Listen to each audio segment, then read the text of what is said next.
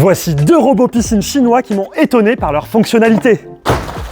Il s'appelle le Scuba X1 de la marque Aiper et ce qui m'a le plus étonné, c'est son panier. C'est clairement le filtre le plus élaboré que j'ai jamais vu sur un robot piscine. La fabrication est haut de gamme avec le bouton power et les différents modes de lavage à choisir directement sur le robot. On voit ici un de ces nombreux capteurs qui lui permet de tout faire dans une piscine.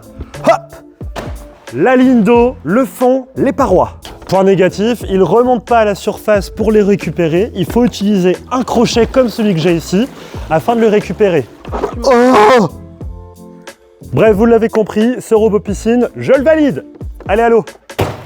Celui-ci, c'est un petit robot piscine, hein, c'est pas le plus gros que vous trouverez sur le marché, mais il permettra de faire des piscines qui sont assez grandes. Par exemple, du 40-50 mètres carrés de surface, c'est possible. Et vous l'aurez compris, sa plus grande force, c'est ce panneau solaire. En fait, il va recharger de manière constante le robot piscine qui s'y stockera afin qu'il puisse repartir de manière quotidienne faire son petit nettoyage. Bon, par contre, le souci, c'est que ce type de robot n'a pas une très grande autonomie et que le panneau solaire ne recharge pas très vite. Il faut 2 jours pour pouvoir faire une charge complète. Donc ils ont mis un petit capuchon ici afin de le recharger de manière filaire avant un nettoyage de printemps par exemple. Par contre, attention à la compatibilité du robot avec les volets électriques roulant à lame comme j'ai ici, puisque le panneau solaire et la station de charge font un petit obstacle qui ne va pas permettre au volet électrique de se déployer complètement, ou alors il faut mettre le panneau solaire en bout de piscine. C'est possible, mais moi par exemple dans ma configuration, ça ne fonctionne pas.